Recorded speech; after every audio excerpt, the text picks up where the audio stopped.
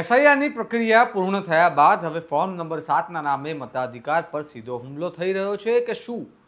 રાજ્યભરમાં આક્ષેપો ઉઠી રહ્યા છે કે વિપક્ષના વોટ તોડવા માટે ચૂંટણી પંચ અને સત્તા પક્ષ વચ્ચે મિલીભગત ચાલી રહી છે અને આ સવાલ આજે દ્વારકા જિલ્લામાં રસ્તા પર આવ્યો છે, જ્યાં કોંગ્રેસે મોટી સંખ્યામાં કલેક્ટર કચેરીએ પહોંચીને ઉગ્ર રજૂઆત કરી છે અને કહ્યું છે કે જે લોકોના નામે ફોર્મ નંબર 7 ભરાયા છે તેમને પોતે જ ખબર નથી કે તેઓએ કોઈનું નામ રદ કરવા અરજી કરી છે, તો પછી સહી વગરના ફોર્મ કેવી રીતે સ્વીકારવામાં આવ્યા? આ લોકશાહી છે કે લોકશાહીની હત્યા? આવો વિગતે વાત કરીએ સમગ્ર મામલા વિશે આ અહેવાલમાં. નમસ્કાર, હું ચિરાગ વર્ષાબેન, આપ જોઈ રહ્યા છો સ્વમાન. ગુજરાતમાં એસઆઈઆરની પ્રક્રિયા ઘણા વિરોધો અને સવાલો વચ્ચે પૂર્ણ થઈ અને હવે બીજા તબક્કામાં મતદાર યાદીની ચકાસણી, સુધારણા અને નવા નામોની પ્રક્રિયા ચાલી રહી છે. પરંતુ એ જ સમયે ફોર્મ નંબર 7ને લઈને રાજ્યભરમાં ગેરરીતના આક્ષેપો સામે આવી રહ્યા છે, જેમાં કહેવામાં આવી રહ્યું છે કે અજાણ્યા લોકોના નામે વાંધા અરજીઓ ભરીને ચોક્કસ જાતિ અને ધર્મના મતદારોને મતદાર યાદીમાંથી દૂર કરવાનો પ્રયાસ થઈ રહ્યો છે. અને આ મુદ્દે આજે દ્વારકા જિલ્લા કોંગ્રેસ સમિતિ કલેક્ટર કચેરીએ પહોંચી હતી, જ્યાં જિલ્લા કોંગ્રેસ અધ્યક્ષ પાલ આંબલિયાએ સવાલ કર્યો છે કે જો બીએલઓ સહી વગરના ફોર્મ સ્વીકારતા નથી તો પછી અધિકારીઓએ હજારો ફોર્મ કેવી રીતે સ્વીકારી લીધા, ખાસ કરીને જ્યારે લગભગ 28,000 નામ રદ કરવાની અરજીઓ એકસાથે સ્વીકારવામાં આવી છે. તેમણે માંગ કરી છે કે ફોર્મ 7 રજૂ કરનારા લોકોના સીસીટીવી ફૂટેજ આપવામાં આવે, દરેક ફોર્મની નકલ આપવામાં આવે, ખોટા ફોર્મ તાત્કાલિક રદ કરવામાં આવે અને જે લોકો ભારતના મતદાર નથી એવા લોકોના નામે ફોર્મ ભરનારા સામે ગુનો દાખલ કરવામાં આવે.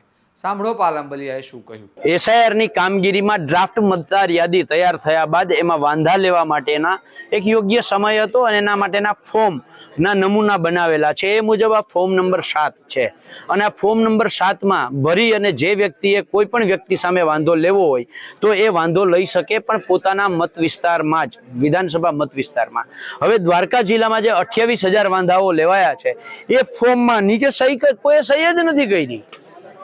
હું કોઈ સામે વાંધો લેતો, ફોર્મ ભરતો અને સહી જ ના કરું એવું બને? બીજું, અહીંયા જે ચૂંટણી કાર્ડ લખ્યો છે, ચૂંટણી કાર્ડ નંબર, એ ચૂંટણી કાર્ડ નંબર ખોટો લખવામાં આવ્યો છે. અહીંયા નીચે મોબાઈલ નંબર લખ્યો છે, મોબાઈલ નંબર ખોટો છે.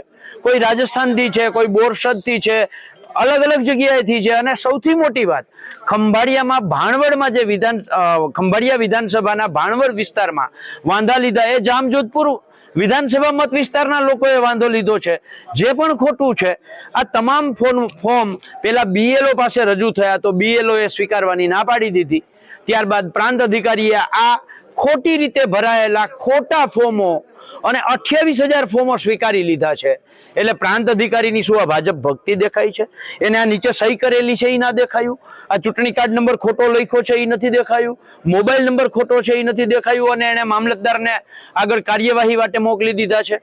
એટલે ક્યાંક ને ક્યાંક આ ષડયંત્રમાં દ્વારકા જિલ્લાના પ્રાંત અધિકારીઓ જે આને આ ફોર્મ સ્વીકાર્યા છે, ખોટા ફોર્મ, એ પણ સામેલ હોય એવું છે.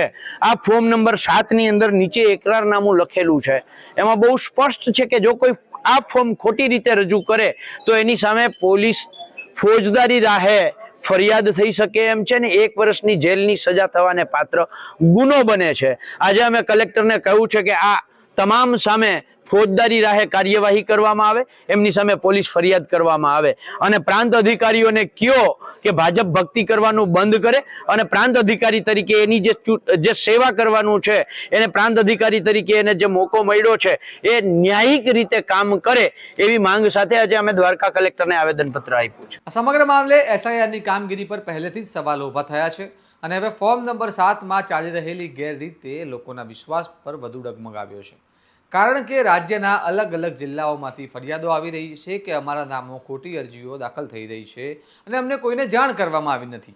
ત્યારે સવાલ એ છે કે ચૂંટણી પંચ આ તમામ ફરિયાદો છતાં ચૂપ કેમ છે? શું આ માત્ર પ્રશાસનિક ભૂલ છે કે પછી કોઈ સુવ્યવસ્થિત કાવતરું? અને જો લાખો ફોર્મ શંકાસ્પદ રીતે ભરાયા છે તો તેની તપાસ ક્યારે અને કોણ કરશે? સાંભળો બીજા આગેવાને શું કહ્યું. આજે જ્યારે ચૂંટણી પંચની કામગીરી ચાલે છે, બીએલઓએ બહુ સારી કામગીરી કરી છે. ચાહે બીએલઓએ આત્મહત્યા કરી હોય, ચાહે નોકરી છોડી દીધી હોય, ચાહે નોકરી કરતાં કરતાં મરી ગયા હોય, છતાં પણ એમને સારી રીતે કામગીરી કરી અને એ કામગીરીને દાગ લગાડવા માટે દેવભૂમિ દ્વારકામાં 28,000 લોકોની સામે વાંધા અરજી કરીને 7 નંબરનું ફોર્મ ભરવા અને એ ફોર્મ સ્વીકારી રાખે ને પ્રાંત અધિકારીએ એનો મતલબ તો એ છે કે બીએલઓની કામગીરી સારી નથી. જે શિક્ષકોએ જે બીએલઓએ રાત દિવસ મહેનત કરીને એટલું સારું કામ કર્યું છે એના ઉપર પાણીઢોર કરવાનું આ એક રાજકીય પાર્ટીના ઈશારે એક કાવતરું ચાલી રહ્યું છે.